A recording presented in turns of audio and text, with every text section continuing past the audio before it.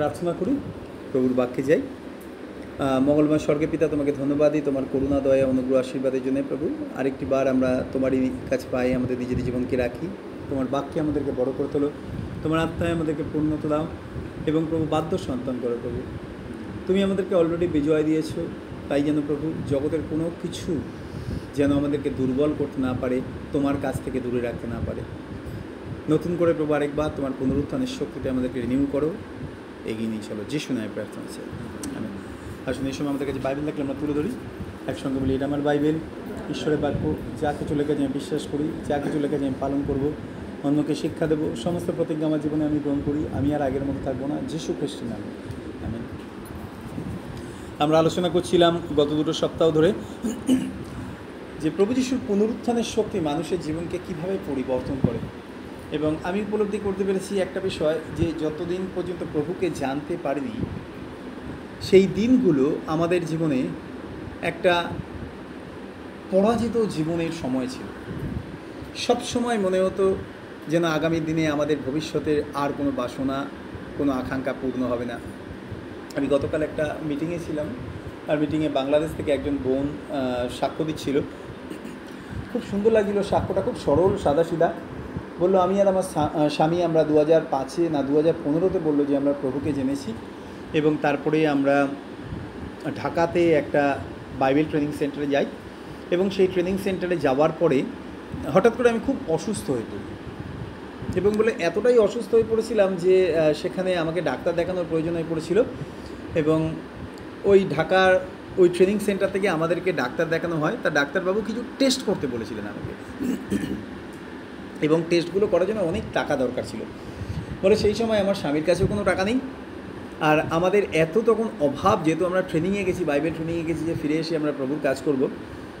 যখন আমরা অপেক্ষা করছিলাম যে কি করব, আমাদের কাছে কোনো টাকা পয়সা নেই, বাড়ি থেকে কিছু টাকা পাঠিয়েছিল, কিন্তু শুধু টেস্টগুলো তো করালে হবে না, তারপরে আবার ডাক্তার দেখানো এবং তারপরে ওষুধ, এবং কন্টিনিউ ওষুধ খেতে হবে। তা ডাক্তারবাবু তিনি কোনো একটা খারাপ রোগ তিনি চিন্তা করেছিলেন, এবং তারপরে তিনি আমাদেরকে বললেন যে তোমরা এই টেস্টগুলো করে নিয়ে আসো, তারপরে আমি ট্রিটমেন্ট শুরু করব। বলে তখন আমাদের কাছে একটাই পথ ছিল, ঈশ্বরের বাক্য থেকে যে শুধু তার উপর নির্ভর করা। বলে সেই দিন আমার এখনও মনে আছে, একটা পার্টিকুলার ডেট বললো বোনটা, আমি ভুলে গেছি ডেটটা, বললো যে সেই দিন আমাদের ওখানে উপবাস প্রার্থনার দিন ছিল। বলে আমি যখন চিন্তা করেছি যে প্রভু, আমার তো আর ক্ষমতা নেই ডাক্তার দেখানো, এবং শারীরিক কন্ডিশন আস্তে আস্তে আস্তে আস্তে খুব খারাপ হয়ে যাচ্ছে, এবং প্রচণ্ড অসুস্থ হয়ে পড়ছি, যে আমাদের ট্রেনিং ছেড়ে চলে যেতে হবে, এরকম পরিস্থিতি। বলে সেই ফাস্টিংয়ের দিনে বলে আমার ঈশ্বরের বাক্য থেকে মতিলিখিত সুসমাচার 6 অধ্যায় এবং 7 অধ্যায়টা মনে পড়লো। যাচনা করো তোমাদেরকে দেওয়া যাইবে, অন্বেষণ করো পাইবে, দ্বারে আঘাত করো তোমাদের জন্য খোলা যাইবে। বলে আমি ওই দিনটা আমি উপবাস প্রার্থনা করেছি, শুধু ওই বাক্যটাকে যাচনা করে, প্রভু তুমি আমাকে বলেছো যে তুমি চাও আমাকে দেবে, আর আমি চাইছি তুমি এই রোগ থেকে আমাকে সুস্থ করো, কারণ আমার শরীর প্রচণ্ড খারাপ হয়ে যাচ্ছে, আর আমি আস্তে আস্তে আস্তে আস্তে দুর্বল হয়ে পড়ছি, এবং আমার ক্ষমতা নেই ট্রিটমেন্ট করার জন্য। এবং একটা গাইনি প্রবলেম ছিল মেয়েটি, বললো যে এত শারীরিক দুর্বলতা যে পারছি না সেখান থেকে আর উঠে দাঁড়াতে। বলে ঈশ্বরকে ধন্যবাদ দিই, ঠিক সেই দিনই হঠাৎ করে প্রার্থনার পরে আমি দেখলাম যে আমার জীবন থেকে ওই রোগটা চলে গেছে। বলে তার জন্য আমি কোনো ওষুধ খাইনি, আর আমাকে ডাক্তারখানায় যেতে হয়নি, কারণ আমাদের ক্ষমতা ছিল না, কিন্তু প্রার্থনা করছিলাম যে প্রভু তুমি দয়া করো, এবং ঈশ্বর তিনি উত্তর দিয়েছিলেন। তার বাক্যের যে কতটা শক্তি, যে তুমি চাও তোমাকে দেওয়া যাইবে। মেয়েটি বলছে আজকে এতগুলো বছর হয়ে গেছে, ঈশ্বর সেই যে আমাকে সুস্থ করেছে, এখন আমরা সুস্থ, এবং আমরা এখন প্রভুর সেবা করছি। আমি ঈশ্বরকে ধন্যবাদ। লাইফ ট্রান্সফর্ম না, যখন আমরা প্রভুকে জানতে পারি, আমাদের জীবনে ঈশ্বর তিনি কোনো কোনো জায়গায় তিনি শক্তি দেন, আমেন, কোনো কোনো জায়গায় তিনি সাহস দেন, কোনো কোনো জায়গায় তিনি নির্ভর করতে সাহায্য করেন, কোনো কোনো জায়গায় তিনি বিশ্বাস করতে সাহায্য করেন, আবার কোনো কোনো জায়গায় তিনি নির্ভর করতে একদম সম্পূর্ণ চোখ বন্ধ করে তার উপরে আস্থা রাখতে তিনি আমাদেরকে শিক্ষা দেন। আমি উপলব্ধি করি জীবনের বিভিন্ন পরিস্থিতি একটাই কারণে আসি, যেন তার মধ্যে থেকে আমরা আরও বেশি প্রভুতে বৃদ্ধি পাই, এবং আমাদের জীবন যেন পরিবর্তিত জীবন হয়ে ওঠে। যেমন ঈশ্বরের বাক্যে লেখা আছে না, যে তিনি আমাদেরকে দুঃখরূপ হাঁপড়ের মধ্যে পরীক্ষা সিদ্ধ করছেন। কেন? কারণ তিনি আমাদেরকে যখন প্রেজেন্ট করতে চান, আমি ঈশ্বরকে ধন্যবাদ দিই, আমার মনে আছে একটা বিষয়, ঠিক লকডাউনের সময় হঠাৎ করে অ্যাসেম্বলি অফ গড চার্চ থেকে পাস্টার জন বলে একজন সাউথ ইন্ডিয়ান পাস্টার, তিনি ফোন করেছিলেন আমাকে, করে বললেন, পাস্টার আমি আপনার নাম্বারটা পেয়েছি এবং আমি আপনার সাথে একটু যোগাযোগ করতে চাই। আমি বললাম কী বিষয় বলুন। উনি বললেন যে একটা অর্গানাইজেশন আছে, আর ওই অর্গানাইজেশনটা তারা পাস্টার তৈরি করার জন্যে, পাস্টার ট্রেনিং দেওয়ার জন্যে একজন পাস্টারকে চাইছেন যে একদম গ্রাসরুট লেভেল থেকে কাজ করছে এবং যারা ট্রেনিং দিতে অভ্যস্ত, সাধারণত যারা নতুন বিশ্বাসী তাদেরকে পালক বা পরিচর্যাকারী হওয়ার জন্যে। তা আপনার নামটা আমরা পেয়েছি, যদি আপনি আমাদের সাথে যদি একটু সহযোগিতা করেন, একটু যদি সহভাগিতায় এগিয়ে আসেন। আমি বললাম কী করবো বলুন।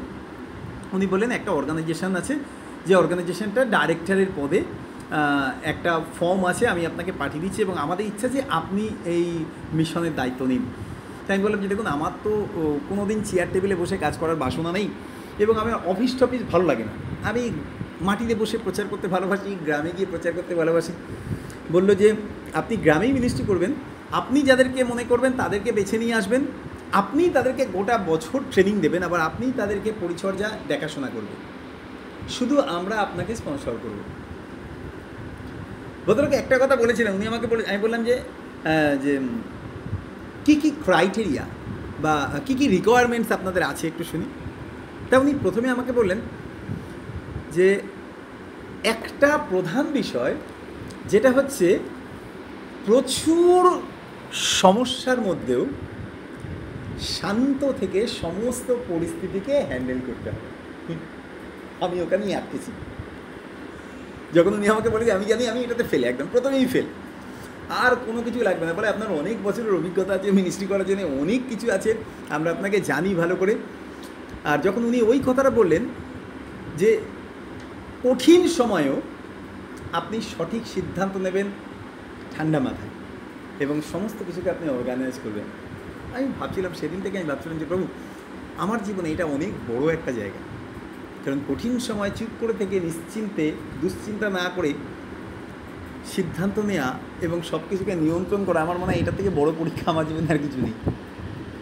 আমি ঈশ্বরকে ধন্যবাদ দিই, আমি রাজি হইনি ওনাদের ওই মিশনে যাওয়ার জন্য, কারণ সম্ভব ছিল না আমার পক্ষে অনেক কিছু তার মধ্যে থেকে হ্যান্ডেল করা, নিয়ন্ত্রণ করা, আর আমি টেনশন নিতে চাইনি বলে আমি না করে দিয়েছি।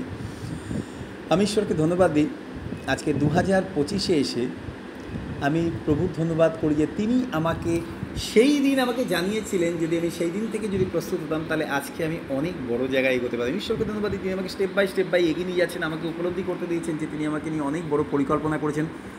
সেই দিন রাজি হলে আমি আশীর্বাদ পেতাম, কিন্তু আমি রাজি হইনি, কারণ আমি ভাবছিলাম আমি তৈরি না। কিন্তু ঈশ্বরকে ধন্যবাদ দিই, তিনি বিভিন্ন পরিস্থিতির মধ্যে তিনি আমাকে উপলব্ধি করতে শিখিয়েছেন যে কী করে আমরা তার উপর নির্ভর করলে আমাদের ভেতরে পরিবর্তন আসে। আমরা অনেক সময় চিন্তা করি না এটা অসম্ভব, ঈশ্বর তিনি বলেন সব কিছু আমার পক্ষে সম্ভব, আমার আত্মা আমি তোমার মধ্যে দেব। কি অদ্ভুত না, আমার পবিত্র আত্মা আমি তোমাকে দেব। বাইবেলে বহু ব্যক্তির জীবনের কথা লেখা রয়েছে, যখন শৌলকে ঈশ্বর তিনি রাজা হিসাবে মেনে নিয়েছিলেন, রাজা হিসাবে মনোনীত করেছিলেন, শৌল একজন সাধারণ ব্যক্তি ছিলেন। যখন স্যামুয়েলের সাথে দেখা হলো, তখন স্যামুয়েল শৌলকে বললেন, তুমি যেতে যেতে যেতে যেতে কিছু মানুষের সাথে দেখা পাবে যারা ভাবুক্তি প্রচার করছে এবং তারা দ্রাক্ষারস নিয়ে আসছে, রুটি নিয়ে আসছে এবং আরও কিছু কিছু নিয়ে এসেছিলেন, ভুলে গেছি। বলছে তাদের সাথে তোমার রাস্তায় দেখা হবে এবং তারা তোমাকে মঙ্গলবাদ করবে। তারপরে লেখা আছে, আর পবিত্র আত্মা সবলে তোমার উপরে আসিবেন আর তুমি ভাবুক্তি প্রচার করবে, এবং তারপরে লেখা আছে আর তুমি এক নতুন মানুষ হয়ে উঠবে। কী অদ্ভুত! ঈশ্বর তিনি একটা যখন বড় আমাদেরকে দায়িত্ব দিতে চান, তার সঙ্গে সঙ্গে তিনি সার্কামস্টেন্সকে চেঞ্জ করেন না, কারণ সার্কামস্টেন্স তার নিয়ন্ত্রণে, কিন্তু তিনি আমাদেরকে নিয়ন্ত্রণ করেন যেন আমরা বিজয়ী জীবনযাপন করতে পারি। হালেলুয়া! আমি ঈশ্বরকে ধন্যবাদ দিই, গত প্রায় 1-2 মাস ধরে আমি উপলব্ধি করতে পারছিলাম আগে যে সমস্ত জায়গাগুলোতে আমি ফেল করতাম সিদ্ধান্ত নেওয়ার জন্যে, এখন উপলব্ধি করতে পারছি যে প্রভু তিনি খুব সহজে ওই জায়গাগুলো আমাকে ওভারকাম করতে সাহায্য করছেন। কেন? আমি শুধু দিন রাত যখনই আমার সেন্স আছে আমি প্রার্থনা করি, প্রেয়ারের বিষয় যখন আমার মনে পড়ে শুধু একটাই প্রার্থনা করি যে প্রভু তোমার পুনরুত্থানের শক্তিতে আমাকে পরিবর্তন করো। We need to be transform. আমাদের প্রয়োজন আছে পরিবর্তন, কারণ অপরিবর্তনশীল জীবন নিয়ে আমরা কতদিন চলব? কারণ ঈশ্বরের অনেক স্বপ্ন আমাদের জীবনে পূর্ণ হওয়ার জন্য। ঈশ্বর অনেক অপেক্ষা করেন আমাদেরকে দিয়ে তার মহান কাজ তিনি করাবেন, এবং সেই জন্য তিনি চান যেন আমরা ফরওয়ার্ড করি, নিজেদেরকে এগিয়ে নিয়ে যাই। আর তার জন্য প্রয়োজন আছে পরিবর্তন। আজকে ঈশ্বরের বাক্য থেকে দেখি একটা জায়গায়, কয়েকটা জায়গা থেকে দেখবো। লুক তার 9 অধ্যায়ের 53 পদ আর 54 পদটা আগে একটু পড়ি। লেখা আছে, কিন্তু লোকেরা তাহাকে গ্রহণ করিল না, কেননা তিনি জেরুজালেমে যাইতে উন্মুখ ছিলেন। তিনি কোথায় যাচ্ছিলেন? জেরুজালেম যাচ্ছিলেন। আর ঈশ্বর তিনি মানুষদের মনকে পরিবর্তন করে রেখেছিলেন যেন সমরিয়ার মানুষরা যীশু খ্রিস্টকে রিকোয়েস্ট না করে, গ্রহণ না করে তাকে সমরিয়াতে থাকতে বলার ক্ষেত্রে। সো এটা প্রিডেস্টাইন, আগে থেকে তৈরি করে রেখেছিলেন ঈশ্বর। কেন? কারণ প্রভু যীশু তিনি যেখানে যেতেন সেখানেই হাজার হাজার মানুষ তাকে অনুসরণ করে চলত, কিন্তু তার লক্ষ্য ছিল তিনি জেরুজালেমে যাবেন। ঈশ্বর তার পরিকল্পনা আলাদা, আমাদের পরিকল্পনা আলাদা। আর যখন তিনি সমরিয়ার মধ্যে দিয়ে যাচ্ছিলেন, সমরিয়ার মানুষরা তাকে গুরুত্ব দেয়নি, তাকে সম্মান দেয়নি। একটা উদাহরণ দিই, ধরুন খুব সম্মানিত একজন মানুষ, খুব সম্মানিত একজন মানুষ, যাকে দেখলেই মানুষ সরে দাঁড়ায়, রাস্তা ছেড়ে দেয় এবং স্যালুট করে, এরকম একজন ব্যক্তি যদি বাজারের মধ্যে দিয়ে যাচ্ছে এবং বাজারের কোনো মানুষ যদি তাকে পাত্তা না দেয়, যেতে গিয়ে তাকে ধাক্কা মারছে, সরি বলছে না, তার গায়ের উপর পড়ে যাচ্ছে, রাস্তাটা নোংরা করে রাখছে, বলুন তো যারা তার সঙ্গে যাচ্ছে তারা অফেন্ডেড হবে না? যে এত সম্মানিত একজন মানুষ যাচ্ছে, সাধারণ সম্মানটুকু পর্যন্ত তাকে দিচ্ছে না। প্রভু যীশুর শিষ্যরা যোহন, যাকব, পিতর, এটা প্রভু যীশুকে ভীষণ ভালোবাসত, প্রভু যীশুকে ভীষণ ভালোবাসত। এবং আমি ঈশ্বরকে ধন্যবাদ দিই, জানেন তো, ঈশ্বর তিনি ভালোবাসা মানুষের হৃদয় দেন, মানুষের হৃদয় দেন। আমি সেদিন অবাক হয়ে গেছিলাম আমার চার্চের কিছু ভাইদের কথা শুনে, যখন এই চারদিকে যখন এত গণ্ডগোল চলছে, এত ঝামেলা চলছে, খ্রিস্টীয় মানুষদের উপরে যখন এত তাড়না চলছে, তখন আমার কয়েকজন খ্রিস্টীয় ভাইরা তারা আমাকে বলেছিল, এর আগেও একবার বলেছিল, এই কদিন আগে আমাকে বলেছে, বলে দাদা আপনার কোনো চিন্তা নেই, যতদিন পর্যন্ত আমরা আছি ও কারোর ক্ষমতা নেই আপনার কিছু করতে পারে, আমরা বুঝে নেব। আমি ভাবছিলাম তাহলে যিশুর ক্ষেত্রে যিশুর শিষ্যরা তাকে কতটা ভালোবাসত, কি যত্ন করত। আমার সঙ্গে হয়তো সবাই থাকে না, খবর পেলে তারা সবাই আসবে, কারণ আমি জানি যে যখন আমি অসুস্থ হয়ে পড়েছিলাম প্রচুর মানুষ চার্চে থেকে এসেছিল, আর যিশুর সাথে তো মাল্টিটিউড যেত, হাজার হাজার মানুষ যেত না, কী ভালোবাসত। সেই রকমই তার ভালোবাসার যারা শিষ্যরা ছিল তারা প্রচণ্ড আপসেট হয়ে গেছিলো সমরিয়ার মানুষদের উপরে। চিন্তা করে দেখুন, আপসেট হওয়া পর্যন্ত, বা কি বলবো, হতাশ নিরাশ হওয়ারও একটা লেভেল আছে। কিছু মানুষ আছে হতাশ নিরাশ হয়ে সম্পর্ক তুলে দেয়, কিছু মানুষ আছে হতাশ নিরাশ হয়ে মানসিক রোগগ্রস্ত হয়ে যায়, আবার কিছু মানুষ আছে হতাশ নিরাশ হয়ে মারাত্মক কিছু চিন্তা করে, যাদের কারণে হতাশ নিরাশ হয়ে যাচ্ছে, এমনকি পারলে তাদেরকে মেরে পর্যন্ত ফেলবে।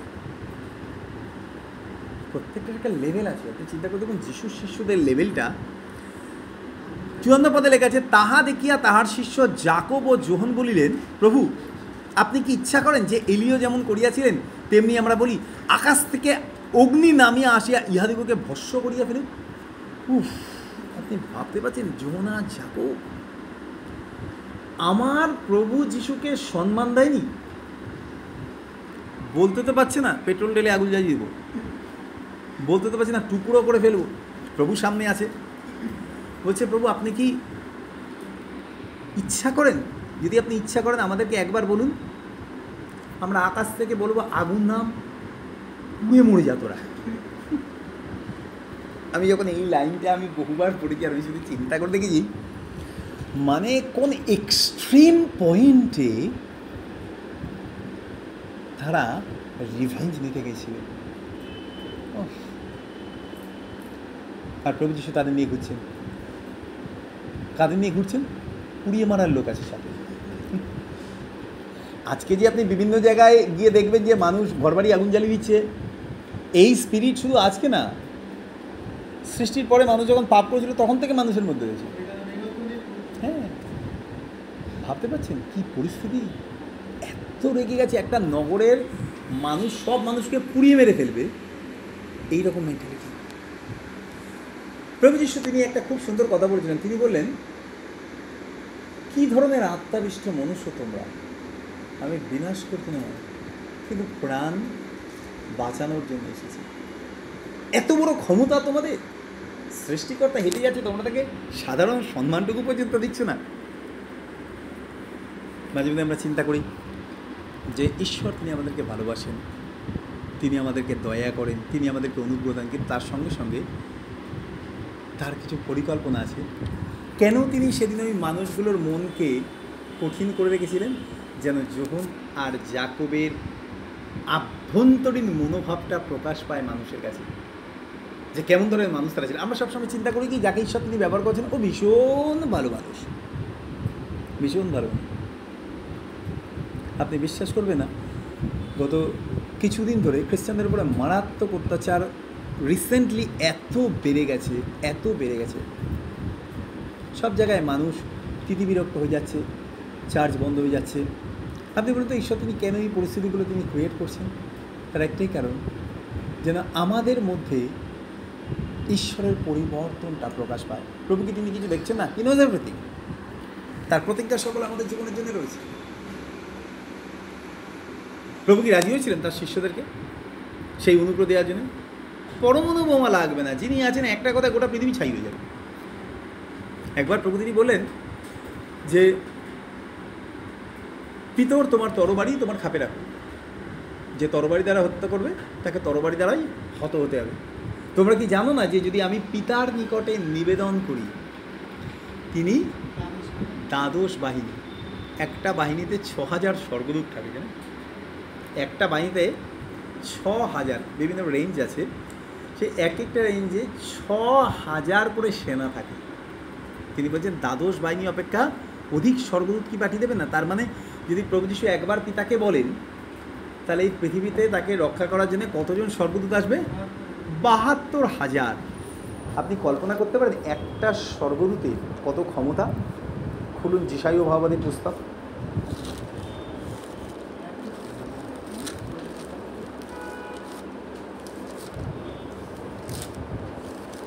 যিশাইয় ভাববাদীর পুস্তক তার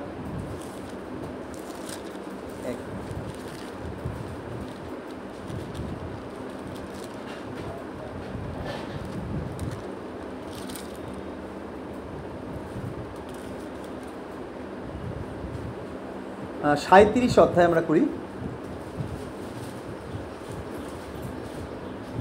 35 থেকে 36 পত্রা একটু পড়ি।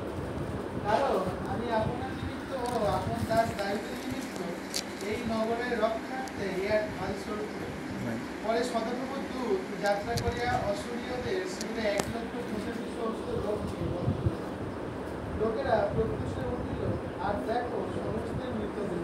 1,85,000 মানুষ যুদ্ধ করবে বলে এসছে হিজকিয়ার বিরুদ্ধে। ঈশ্বর তিনি বলেন তুমি ভয় পেও না, ওরা কিচ্ছু করতে পারবে না তোমাকে। হায় হায় কী বলছো করতে পারবে না? মাত্র 1/2 কিলোমিটার দূরে কি 1 কিলোমিটার দূরে তারা রয়েছে। কতজন? 1,85,000 সেনা যুদ্ধ করার জন্য এসছে, অসুরীয় সেনা। ঈশ্বর তিনি কতটা শক্তিশালী, তিনি একটা স্বর্গদূত পাঠিয়ে দিয়েছেন। ওই একজন স্বর্গদূত এক রাতে 1,85,000 সেনাকে মেরে দিয়েছে। পৃথিবী কটা পৃথিবী যে থাকতো না তার ঠিক নেই। ভাবতে পারছি, শুধু তিনি একটা উদাহরণ দিলেন, একটা সেনা যদি 1,85,000 মানুষকে হত্যা করেছে, তাহলে 75,000-এ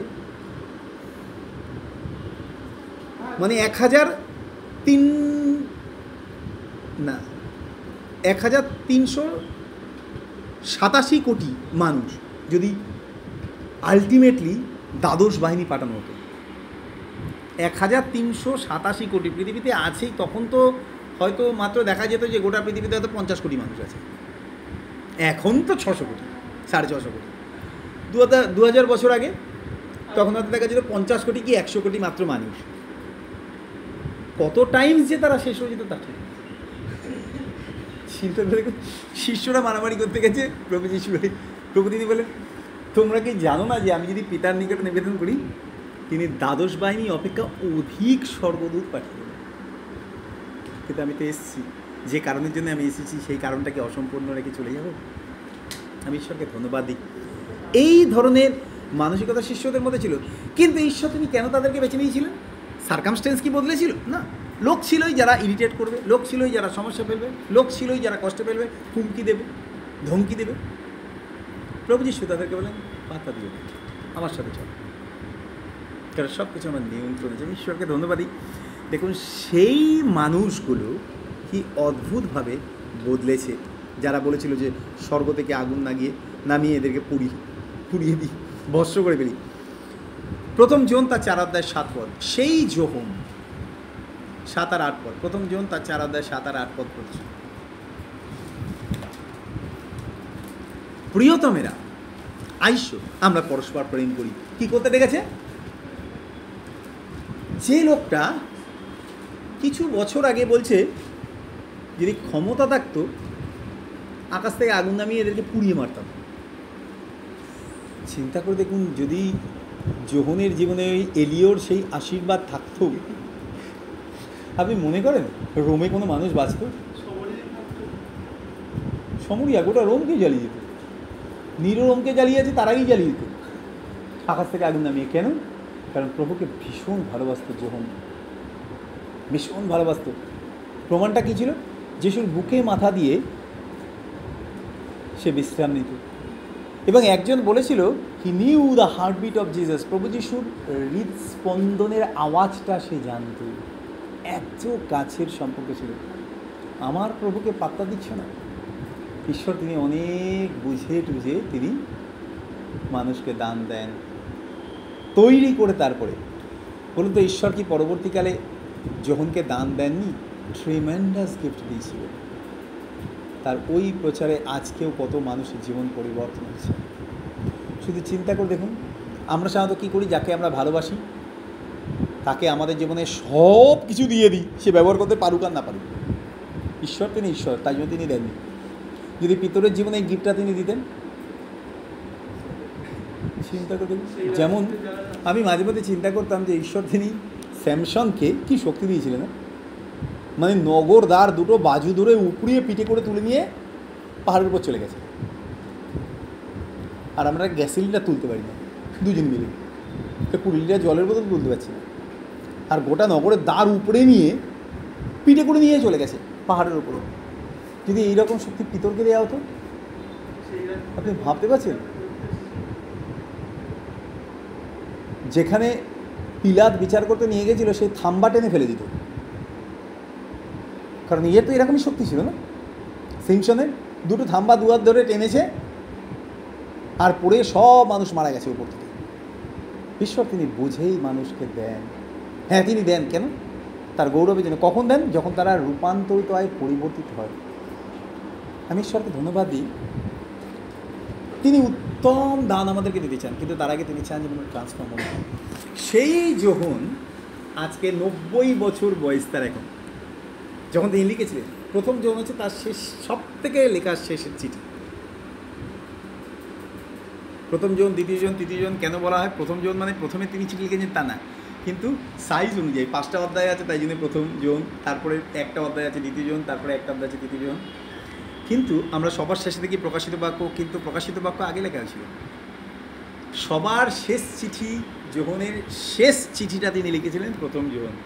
90 বছর বয়সে একজন ব্যক্তি রূপান্তরিত হয়ে খ্রিস্টের প্রেমে তিনি লিখছেন, প্রিয়তমেরা আইসো আমরা পরস্পর প্রেম করি, কারণ প্রেম ঈশ্বরের।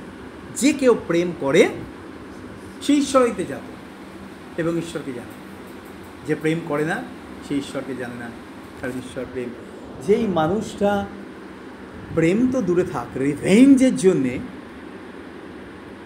গোটা নগরকে ধ্বংস করে দিতে চেয়েছিল অলমোস্ট, আজকে সেই মানুষটা খ্রিস্টের সঙ্গে থেকে থেকে থেকে থেকে রূপান্তরিত হয়ে বলছে, যদি তোমরা প্রেম না করো, then you are not belongs to God, তাহলে তুমি ঈশ্বর থেকে না। তিনিই বলেছিলেন ঈশ্বর তিনি প্রেম, যিশু তিনি প্রেম, যে কেউ যিশুর সাথে থাকে সে রূপান্তরিত হয়। আজকে আমাদের জীবনে প্রার্থনা যে প্রভু তুমি আমাদেরকে অনুগ্রহ দাও, তুমি আমাদেরকে দয়া করো, জীবনের প্রত্যেকটা সময় আমাদের প্রার্থনা প্রভু তুমি আমাকে রূপান্তর করো। কেন জানেন তো? ঈশ্বর তিনি চান আমরা রূপান্তরিত হই। আবার বলি, পরিস্থিতি বদলাবে না, পরিস্থিতি একই থাকবে, ঈশ্বর তিনি আমাদেরকে বদলে দেবে। বলুন তো, বছরের পর বছর গরম বাড়ছে, গরম কমছে না, কিন্তু গরম থেকে বাঁচার জন্য মানুষরা কী করছে? এসি লাগছে। আমি যদি চিন্তা করি সারা জীবন গরম কী করে বাঁচব, ওই চিন্তা করতেই লাইফ কেটে যাবে, আরও গরম পড়বে। আজকে 40 আছে, কালকে 45 হবে। কিন্তু যারা বুদ্ধিমান তারা এই গরম নিয়ে চিন্তা করে না, তারা চিন্তা করে বাইরে যা হচ্ছে আমার ভেতরটা আমি পরিবর্তন করে দেবো। এক্স্যাক্টলি তাই। যখন আমরা খ্রিস্টকে নিয়ে চলি, বাইরে যা করছে করুক, জানেন তো, বাইরেটা ঈশ্বর তিনি নিয়ন্ত্রণ করেন, ভেতরটা ঈশ্বর তিনি আমাদেরকে নিয়ন্ত্রণ করতে দেন। এবং আমি উপলব্ধি করতে পেরেছি আমাদের জীবনটা ঈশ্বর তিনি সুযোগ দেন যেন আমরা রূপান্তরিত হই। এবং কখন রূপান্তরিত হতে পারবো? যখন আমরা তার সঙ্গে থাকবো। অ্যামেজিং না? সেই পিতরকে ঈশ্বর তিনি এমন আশীর্বাদ দিলেন যে কান কেটে দিয়েছিল। সে একটা মরা মানুষকে বাঁচানোর জন্য কত দূর ছুটে এসেছিল। রোদের মধ্যে দিয়ে তিনি যেতেন যাতে তার গায়ের ছায়া কারোর উপর পড়লে পরে সে সুস্থ হয়ে যায়। সেই যোহন যে আকাশ থেকে আগুন নামিয়ে ভস্য করে ফেলবে বলেছিল, ভস্য তো ভালো কথা লেখা আছে এখানে, ইংরেজিদের কাছে বার্ন, বার্ন মানে পুড়িয়ে দেবে। চিন্তা করে দেখুন, যারা রেগে যায় তারা কি ভালো সাধু ভাষায় বলবে? প্রভু আপনি আমাদেরকে এই অনুগ্রহ দিন, আমরা স্বর্গ থেকে আগুন নামিয়ে আনি, এরা ভস্য হয়ে যায়। যখন বলেছিল, আমার মনে হয় কীরকম বলেছিল, প্রভু আপনি কি চান যে আমরা এলিয়র মতো করি? আপনি আমাকে সেই ক্ষমতা দিন, আকাশ থেকে আগুন নামিয়ে এদেরকে পুড়িয়ে ছাই করে। কি ভয়ঙ্কর মানুষ! ঈশ্বরকে ধন্যবাদ দিই, প্রভু যিশু তিনি তাদেরকেই নিয়ে চলেছেন। দিন গেছে, মাস গেছে, বছর গেছে, যুগ গেছে, আজকে এই মানুষটার প্রেমের উপলব্ধি দেখুন। যদি কেউ প্রেম না করে তাহলে সে ঈশ্বরের নয়। তার মানে আগে সে ঈশ্বরের ছিল না, কিন্তু যিশু তাকে সাথে রেখেছিল। কেন? কারণ তিনি জানতেন যে যখন বদলাবে। কেন? তার সঙ্গে থাকতে থাকতে মানুষ পরিবর্তন হয়, রূপান্তর হয়। যদি আমরা প্রতিদিন যদি আমরা যিশুর সাথে আছি, তাহলে আমাদের জীবনে তার ক্যারেক্টার, তার উপস্থিতিতে তার পূর্ণতা আমাদের জীবনে আসবে। আমি চিন্তা করে দেখুন, ঈশ্বর তিনি সর্বশক্তিমান, তিনি সব কিছু পারেন। আমি ভাবছি যে ঈশ্বর তিনি বলেন যে আমি স্বর্গদূত পাঠাবো, এবং তিনি পাঠালেন। 1,85,000 মানুষ এক রাতে মারা গেলে, একদিনে মারা গেলে। প্রভু তিনি বলেন আমি আপন দূতগণকে তোমার বিষয়ে আজ্ঞা দিয়েছি। আপনার কখনো মনে হয় 1,85,000 মানুষ আপনার বিরুদ্ধে রয়েছে? বড় জোরে 1 জন, 2 জন, 10 জন, 15 জন, 20 জন, খুব বেশি হলে 100। প্রভু তিনি বলছেন আমি আপন দূতগণকে তোমার বিষয়ে আজ্ঞা দিয়েছি। ঈশ্বর তিনি চান যেন আমরা তার উপর নির্ভর করতে শিখি এবং তার গৌরব আমরা ব্যক্তিগত জীবনে দেখতে শিখি। আমি যখন ঈশ্বরের বাক্য পড়ি তখন খুব মজা লাগে চিন্তা করলে যে প্রভু যদি আমরা তোমার বাক্য না পেতাম তাহলে কখনো আমরা আশাই করতে পারতাম না আমরা বদলাবো। 6 বছর আগে পাস্টার জন তিনি আমাকে যে বিষয়টা বলেছিলেন যে একটা অর্গানাইজেশন চালানোর জন্যে সবথেকে বড় বিষয়টা যেটা দরকার আছে পাস্টার, যে কঠিন সমস্যার মধ্যেও মাথা ঠান্ডা রেখে আপনাকে সিদ্ধান্ত নিতে হবে। আমি ওটাতে ফেল করতাম। আমি এখন উপলব্ধি করতে পারি যে ঈশ্বর তিনি সেই জায়গায় আমাকে তৈরি করছেন। কেন? কারণ আমি না পারলেও ঈশ্বর কিন্তু তার পরিকল্পনাটাকে তিনি ছেড়ে দেন। কারণ আমাকে দিয়ে আপনাকে দিয়ে তার অনেক বড় পরিকল্পনা, অনেক বড় জায়গায় তিনি ব্যবহার করবেন, এবং সেই জন্য তিনি সময় নেন। মোশিকে বদলানোর জন্যে তিনি 80 বছর অপেক্ষা করেছিলেন, তারপরে তাকে ব্যবহার করেছিলেন। কি অদ্ভুত! আজকে ঈশ্বর তিনি আপনাকে আর আমাকে ব্যবহার করার জন্য, আমি বলবো না 80 বছর অপেক্ষা করবেন, ওরা বুড়ো হয়ে যাবো, কিন্তু ঈশ্বর তিনি প্রতিদিন আমাদেরকে পরিবর্তন করেন যেন আমরা রূপান্তরিত হই এবং তার স্বপ্নকে আমরা পূর্ণ করতে পারি। আমেন। প্রভু তিনি আমাদেরকে আশীর্বাদ করুন। আসুন প্রার্থনা করি। মঙ্গলময় স্বর্গের পিতা, আমরা তোমাকে ধন্যবাদ জানাই তোমার দয়া, করুণা, অনুগ্রহ, আশীর্বাদ, ভালোবাসার জন্য। আজকে এই সুন্দর সকালে আরেকবার আমরা প্রার্থনা করি প্রভু তোমার সাথে থেকে আমাদের জীবনে পরিবর্তন, পরিত্রাণ এবং পূর্ণতা আসে। আমরা তোমার ভালোবাসি প্রভু, আর আমরা তোমার মনের মতো হতে চাই। তোমার ইচ্ছাকে আমাদেরকে জানতে সাহায্য করো। এবং প্রত্যেক দিন তোমার আত্মাতে আমাদেরকে রূপান্তর হতে সাহায্য করো। মহিমা, গৌরব, প্রশংসা তোমারই। প্রার্থনা তোমার যিশু নামে চাই। আমিন।